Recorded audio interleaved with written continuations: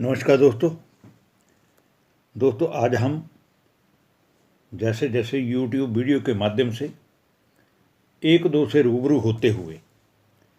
श्रीमद् भगवत गीता में भगवान द्वारा जीवन जीने की कला का ज्ञान वर्णन भी कर रहे हैं और उस ज्ञान से हमें अपने अपने जीवन में क्या क्या धारण करने योग्य बातें हैं उनको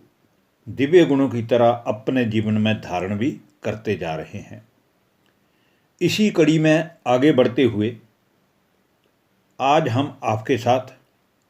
श्रीमद् भगवत गीता के अध्याय नंबर 9 के श्लोक नंबर 25, श्लोक नंबर 26, श्लोक नंबर 27 पर ज्ञान की आध्यात्मिक चर्चा भी करेंगे और ये भी समझेंगे कि गीता के भगवान को अर्जुन को समझाने के लिए और उसका देह अभिमान तोड़कर काम, क्रोध, लोभ आदि महाविकारों पर जीत प्राप्त कराने के लिए इस ज्ञान की नितांत जरूरत थी। दूसरा,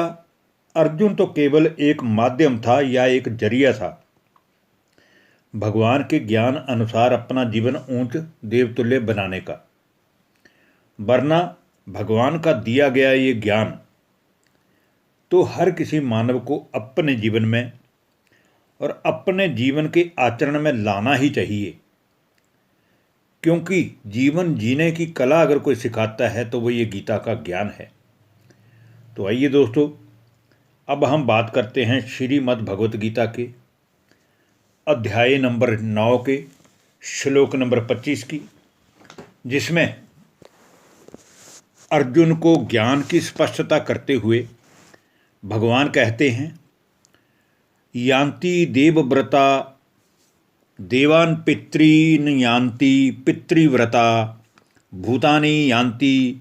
भूतेज्या यान्ति मद्याजिनो अपि माम। कि हे अर्जुन,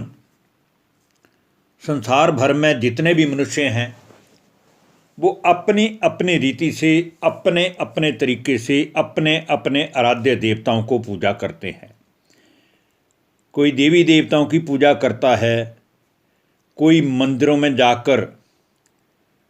भक्ति जप तप करता है, कोई तीर्थ यात्राएं करता है,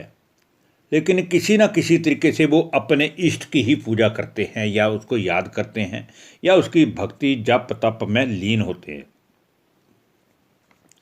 तो जो भी मनुष्य देवी देवताओं की पूजा करने वाले हैं, वो एक समय ऐसा आ जाता है जब देवताओं के जीवन से प्रभावित होकर और देवी देवताओं की भक्ति पूजा करते हुए वे अपने जीवन में भी उन गुण शक्तियों को प्राप्त करने की जरूरत भी महसूस करते हैं और अपने अपने सामर्थ्य के अनुसार उन देवी देवताओं के गुणों को, उनकी शक्तियों को अपने जीवन में धारण करने की कोशिश भी करते हैं। और जो लोग पितरों की पूजा करते हैं या भूत प्रेतों की पूजा करते हैं, उनका जीवन भी आप देखते ही होंगे कि उनका जीवन कैसा है, क्योंकि काम, क्रोध, लोभ ये भी भूत हैं, बड़े बड़े भूत हैं। और आज आप सब समझते हैं कि संसार में लगभग आज ये सभी 5 के 5 भूत काम, क्रोध, लोभ, मोह, अहंकार हर किसी नर, हर किसी नारी के अंदर मौजूद हैं। लेकिन भगवान का पूजा करने वाले, भगवान को याद करने वाले, भगवान की याद में तड़फने वाले और उसी की प्राप्ति में लगे हुए उसके मार्ग पर चलने वाले जितने भी उसके भक्त हैं या जितने भी उसके वत्स हैं या जो भी उनके श्रीमत के अनुसार अपने जीवन को एक बच्चा समझकर बाप से गुण और शक्तियाँ प्राप्त कर रहे हैं, वो इस कलयुग में बार बार जन्म नहीं लेते, बल्कि वो इसके बाद आने वाली स्वर्ण दुनिया में ऊंच देवी और देवता पद प्राप्त करते हैं। लेकिन जो मनुष्य परमात्मा की श्रीमत अनुसार अपना जीवन दिव्य गुणों से संपन्न नहीं बनाते या वही राक्षसी वृत्तियों में लगे रहते हैं, उनका पुनर्जन्म इस कलयुग में बार बार होता है। अब हम दोस्तों बात करेंगे श्रीमद् भगवत गीता के अध्याय नंबर 9 के श्लोक नंबर 26 की, जिसमें कहा गया है, पत्रम पुष्पम फलम तोयम यो मे भक्त्या प्रयच्छति तदहम भक्त्यु परहत मच्चान्मि प्रयत्नात्मने। कि जो कोई भी भक्त, जो कोई भी बच्चा, जो कोई भी हृदय से मुझे प्यार से पत्तर, पुष्प, फल, जल या आदि जो भी मुझे अर्पण करता है सच्चे मन से और सच्ची श्रद्धा से, उस शुद्ध बुद्धि और बिना किसी कामना रखने वाले प्रेमी भक्त का प्रेम पूर्वक अर्पण किया हुआ वह जल, वह फल, वह पत्र, वह पुष्प आदि मैं सगुण रूप से जब इस सृष्टि मंच पर सृष्टि का परिवर्तन करने के लिए आता हूँ या दिव्य रूप धरकर प्रकट होता हूँ,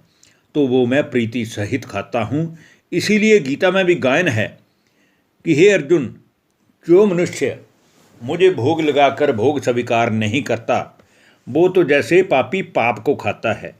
इसलिए हम जो भी करते हैं, कर्म करते हैं, तो वो भगवान को अर्पित करके करना चाहिए। अगर हम भोजन खाते हैं तो भोजन खाने से पहले जब भोजन बनाते हैं तो भोजन बना के उस भगवान की याद में उस भगवान को स्वीकार कराना चाहिए, फिर हमें स्वीकार करना चाहिए।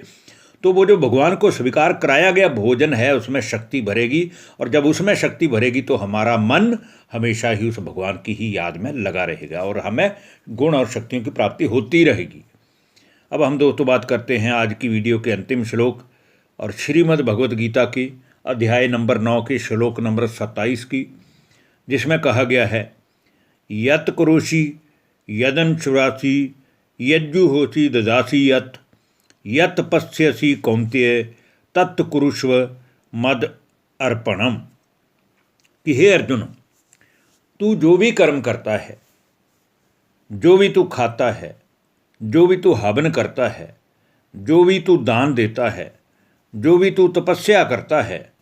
वह सब तू मेरे अर्पित होकर कर। अर्थात हम संसार भर के जितने भी मनुष्य हैं, हम मनुष्यों को अपने अपने कर्मों के अनुसार जो जो भी पार्ट मिला हुआ है कर्मों का, जैसे कोई आज कंपनी का मालिक है और कोई उसी कंपनी में मैनेजर है और कोई ही उस कंपनी में ही कर्मचारी है, इसी प्रकार किसी का अपना बिजनेस है और कोई किसी के पास नौकरी कर रहा है, कोई गवर्नमेंट जॉब में है तो कोई प्राइवेट सेक्टर में जॉब में है। इस प्रकार आजीविका तो हर कोई अपने घर की चलाता ही है,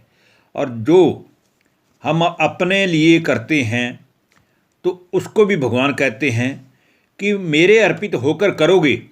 तो उसमें हमें दुख अशांति का अनुभव नहीं होगा, क्योंकि भगवान का दिया हुआ हमारे पास सब कुछ है। जितना हमें प्राप्त है वो हमें ये समझ के स्वीकार कर लेना चाहिए सच्चे मन से कि ये हमारे किए गए कर्मों का ही परिणाम है। तो आज हम जो कर रहे हैं वो हमारे आने वाले कल का परिणाम होगा, और वर्तमान में जो हमारे सामने है वो हमारे कुछ भूतकाल में किए गए कर्मों का रहा हुआ जो दंड था उसका परिणाम है। इसलिए इस जन्म में अब हमें देखते हुए, सब कुछ करते हुए सारे ही कर्म भगवान को अर्पित करके करने चाहिए, ताकि जो हमारे पुराने किए गए पाप हैं वो उनसे हम मुक्ति प्राप्त करें और आने वाला भविष्य हमारा उज्जवल हो, जिससे हम ऊंच और चरित्रवान श्रेष्ठ जीवन जी सकें, खुशहाल जीवन जी सकें। धन्यवाद। नमस्कार दोस्तों।